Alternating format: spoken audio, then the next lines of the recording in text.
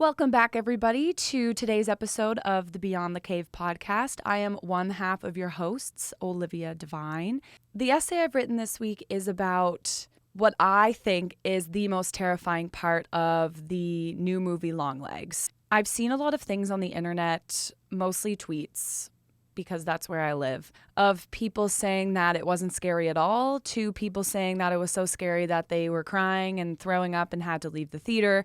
And I simply fall somewhere in that line, mostly to the point of that it was scary. I really liked it.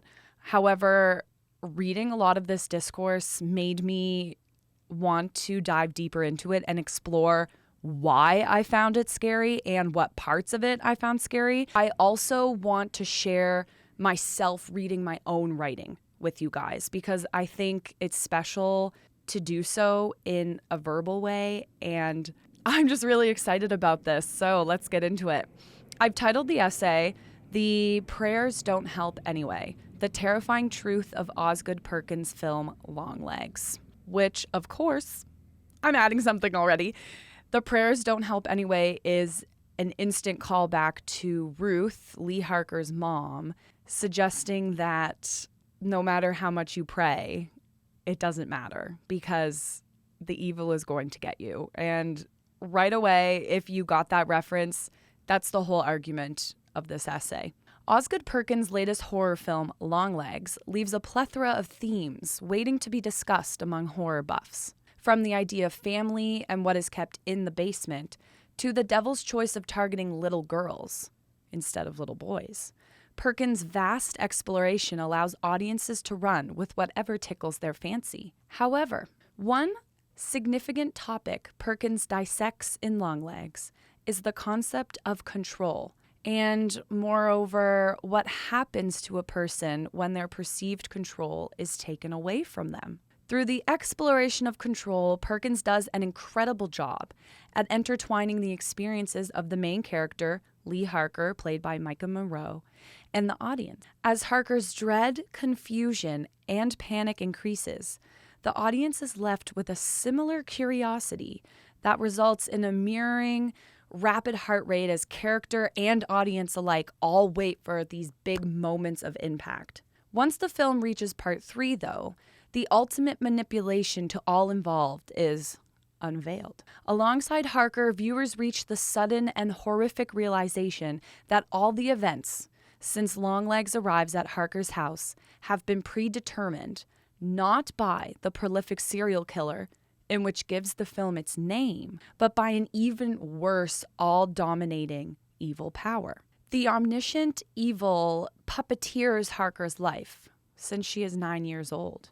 And, regardless of beliefs held, actions done, or efforts made, Harker was always going to fall directly into her fate. A concept that I believe is fundamentally terrifying at its core. Part 1. The concept of control and how Lee attempts to keep it.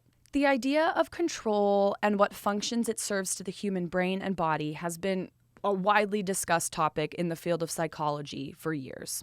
I have been reading about the concept of control in a lot of psychological papers that I've read among the gazillions of essays that I've written and so much research that I've done. Always comes up in one way or another. And I found an article called Perceived Control and Health, and I wanted to share something that Walston et al. Describes that control is. They say that control is something that can be perceived and is a belief that one can determine one's own internal states and behavior, influence one's environment, and or bring about desired outcomes. Using this definition, the viewer repeatedly sees Harker attempt to keep control throughout the film through both visual, taking action, and verbal, speaking, cues, and clues. Perkins chooses to emphasize Harker's labored breathing as the main auditory stimulus during the initial FBI scene when Harker is left to walk through the house after her partner gets shot. This decision demonstrates Harker's purposeful attempt at controlling her body's actions and internal states. So in that scene, it's it's on the only thing you can really hear is her intense breathing as it gets louder and louder as she gets closer to finding whoever the guy is upstairs who's been murdering people. And to me, that was such a distinguished choice to do. We only see her labored breathing as she gets scared, she feels as though she's losing control, and she's trying to keep herself calm. She's trying to stay in control. Furthermore, in the later half of part 1, when Harker sees a figure standing outside her house, terrifying scene, she decides to go and figure out who it is instead of staying inside, like any normal person. From a viewer's perspective, this reads like a dumb decision. I know I went to see it twice, and the second time the girl I was sitting beside was like, no, stay inside. And it's like, that's what everyone's thinking, just stay inside. However, reads like a dumb decision, but it's showing that Harker is trying to gain control of the situation by exerting power over her environment. Once she realizes who is out there, she may reassess the situation to decide upon future steps. But she never really figures out who was out there because then we see them in the house. But that is her property and her environment that she's trying to gain control over by understanding what is happening around it. Harker also continuously reaches for and uses her gun in moments when control feels sparse. Her gun then also demonstrates a symbol of control, which Harker uses as a tool to regain a feeling of agency when she feels out of control and or threatened in her environment. The symbol of the gun is further emphasized when the viewer sees Harker realizing descent into total loss of. The symbol of the gun is further emphasized when the viewer sees Harker's realization of her descent into total loss of personal agency. The more her control is stripped away, the more uncomfortable Harker appears. One notable and seemingly useless gun reach is when she sees her mother shooting Agent Browning in the driveway, when Harker is in the house looking out the window. There is obviously nothing she can do to save Agent Browning in that moment. She's too far away. But nonetheless, she automatically reaches for the gun, which exhibits her need to regain control. Harker also displays negative emotions and heightened anxiety, again through her labored breathing in times of stress, her body language and shakiness around Longlegs, and in the second act, Harker also displays negative emotions and heightened anxiety, again through her labored breathing in times of stress. You can see her anxiety with her body language and her shakiness around Longlegs and in other moments throughout the film, and her beginning to cry during her interview with Longlegs. Harker's consistent discomfort demonstrates what Lauren et al. Claim as the belief in one's ability to exert control over the environment and to produce desired results is essential for an individual's well-being. It has repeatedly been argued that perception of control is not only desirable, but is also probably a psychological and biological necessity, and that the need for control is a biological imperative for survival. The example noted suggests that Harker is not only uncomfortable when her perception of personal control is threatened, but also demonstrates to viewers that she wants to keep some form of control over herself and her surroundings to help comprehend the events unfolding around her and just figure out what to do. Part 2. The first level of lost control through the manipulative evil. As the film progresses into its second part, it slowly becomes evident that Harker has less control than she or the audience initially believes. Longlegs, played by Nicolas Cage, begins obtaining more screen time as his antics are steadily revealed to be the primary manipulative factor in his own FBI case. The viewer learns, along with Harker, that Longlegs is the one killing families for over 30 years, and in a specific way. He somehow controls the father into doing the dirty work for him, something that gets dirtier as it cleans. The only way the FBI knows he even has any connections to the crimes are because of the letters he leaves behind with the cryptic alphabet that only he can read. So at this point, he knows so much more than anybody else. And those are two crucial elements which demonstrate how much control that Longlegs has regarding the murders of seemingly normal families and the FBI's inability to solve the case. Harker and other FBI members become increasingly uncomfortable as they continue learning just how much control Longlegs has over their case. However, Harker's relationship with Longlegs is revealed as a lot more intimate when he goes to her house late at night to deliver a letter with her name on it. So this shows that he knows her name and he knows where she lives and he knows how to get into her house. I guess she left the door open. He still went into her house. That's awful. Ruth Harker, played by Alicia Witt, who was also Lee Harker's mother, helps uncover more clues about Harker and Longlegs' connection, which further illustrates his past and present control over not only the case, but Harker's life. Ruth, luckily, never throws anything away and points Harker in the direction of her old photographs. It is here that Harker finds the photo she took of Longlegs when he arrived at her house all those years ago. Both Harker and viewer then simultaneously learn that Longlegs has been in her life for years, right before she turned 9 years old, to, I'm guessing, her birthday's coming up, but they never mention what birthday it is, but I'm guessing she's around 30. I don't know how long it takes to get into the FBI. I'm guessing he's been in her life for approximately 20 years. This harrowing bit of information adds such a heavy intensity to two critical comments made by Ruth, that Lee was allowed to grow up and that praying doesn't actually work. Through both these comments, Ruth reveals the vast extent to which Longlegs has been controlling her life since Harker was 9 years old. He somehow has a part of her being allowed to grow up, which as a kid you just kind of think you're simply growing up, like your parents protect you, but something has been giving her the permission to do so. And the prayers that Ruth has been on Lee to make don't even matter. And that's such a bomb to drop. It's such a moment of eye-opening for the viewer, and just not like a light bulb because you don't really realize what's happening, but just giant question marks everywhere around your head. An uncomfortable atmosphere then falls over the audience as viewer follows Harker into the holding cell to interview Longlegs. The moment Harker walks into the room, there is an immediate sense that Longlegs was waiting for this moment all along. And it's so uncomfortable, uncomfortably correct, because we're waiting for this moment to happen. Longlegs greets Harker the same way he did when she was almost 9, with a hello to the almost birthday girl, indicating that he has been around and in control for years. He knows what's going on. He then shares this final clue that he laughed while an other was upset when they realized Harker joined law enforcement before declaring "Hail Satan" and killing himself right in front of Harker in what I would say was the crunchiest death of the movie. His blood splatters remain on her neck as her breathing quickens, heart rate climbs, and eyes widen with the newfound definite knowledge that although Longlegs is gone, there has been an unknown accomplice in this 30-year case and her life all along. And with that realization, the belief that she has any sort of control in this, I feel like just completely blows up after he shares that final statement and kills himself. It's just a moment of like, what the hell is going on?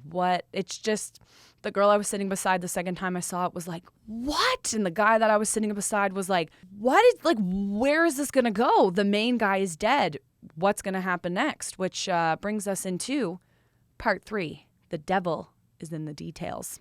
So Harker leaves the interview and is met with hostility as Agent Carter shares through furious words his anxieties about losing control of the case with the death of Longlegs. With Longlegs dead, Carter profusely exclaims that there is no voodoo, someone must be helping him, as he storms off down the hallway. This moment is a callback from part 1 of the film, where Harker and Agent Carter are discussing how he's doing this and how he might have an accomplice. And Agent Carter mentions something about how Longlegs is just a guy. He's not using black magic. He's murdering people in cold blood because they don't know what the motive is. And this callback indicated to me that there is voodoo and some form of black magic involved, because how is he doing this? So, after this dramatic storm down the hallway, Harker is now forced to return to her childhood home as Ruth, who met Longlegs the same day as Harker, is the only person left that can offer any insight into whom Longlegs' ally may be. Upon arrival at the isolated house, though, a soul-crushing realization occurs as a nun version of Ruth appears behind the car and comes around and shoots Agent Browning square in the head. As Harker rushes out to see if Browning is alive, audience and Harker are met with Ruth holding a gun to Lee's doll. And this is the first time that we see that Harker has a doll. Some people might have thought that already. I was thinking, what if she doesn't? I really had no idea. With an empty voice, Ruth shares the shocking revelation that everyone has been waiting to hear. I love when movies do this. I love when there's such a clear-cut explanation. I've seen some criticism that, like, we're not dumb. We didn't need it all laid out for us, but I absolutely always need things laid out for me to fully comprehend something, obviously. But so yeah, Ruth shares that since Lee's almost 9th birthday, it was not Longlegs' mortal soul that was controlling their lives, but the work of the devil. Harker and viewer are just left in mutual disbelief as questions are answered and all clues, signs, and haunting moments come together as a perfectly executed master plan by Satan to get Harker to fall into a trap that she just could not have done anything to escape from. Throughout various scenes of the film, there is an outline of a shadow with horns standing behind Harker or watching her.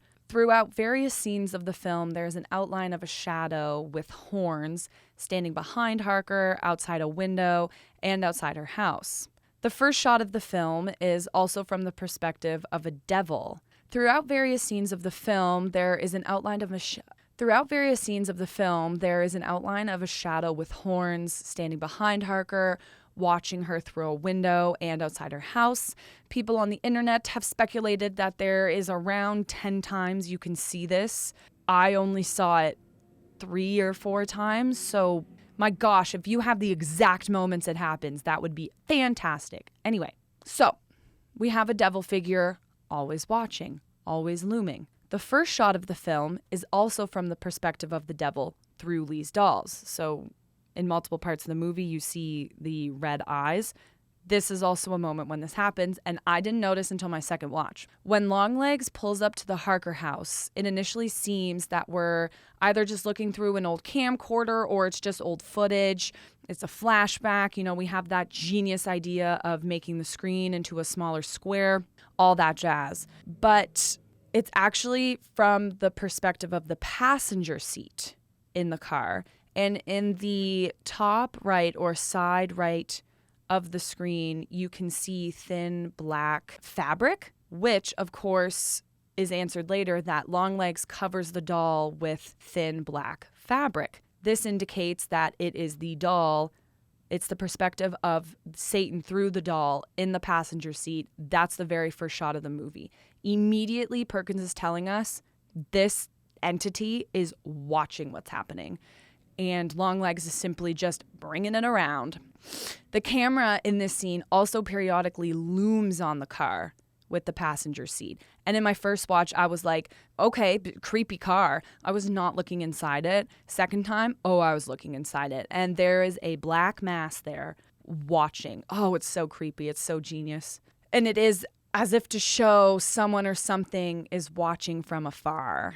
The devil's presence in various moments does suggest that the devil is always watching Harker's every move to calculate his next steps and ensure that everything is going as planned. As the film progresses, Harker and viewer learn that it is not Longlegs controlling the murders, but the dolls.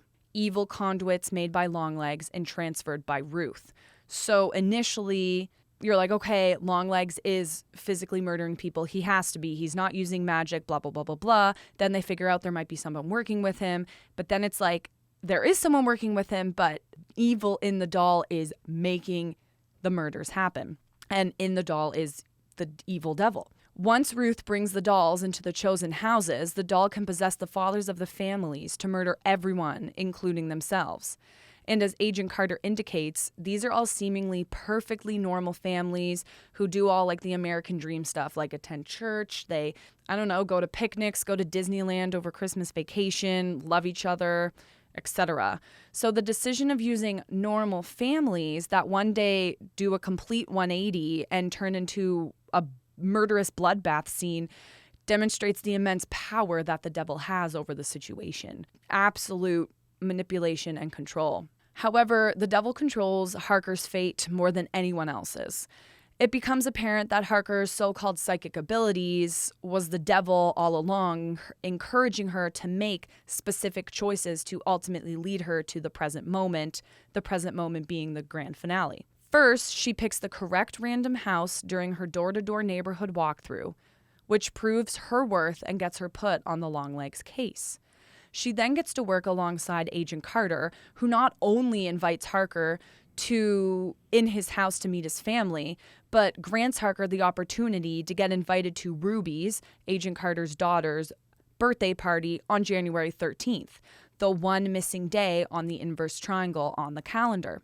Also, Ruby is turning 9, the same age that Harker was turning when Longlegs first shows up at her house. So now that Harker is officially on the case, it makes sense that the serial killer may start targeting her. So she then receives the letter with a decodable message allowing her to discover the remaining clues through Longlegs' previous coded letters. So it's so great that he gives her that because she needed to get it to continue doing the next steps.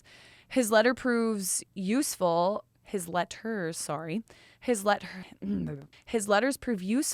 and lead to the Cameron family farm, the conversation with Carrie Ann, capturing Longlegs, and ultimately needing to return to her mother for more answers in part 3. Now, past catches up with future as Ruth's story ends with freeing Harker and shooting her doll in the head, resulting in seeing that fine black smoke wafting in the air as Harker faints. Now, this is a huge turn in the movie and the part where I think the next generation Longlegs will go on, where Harker becomes the next Longlegs per se.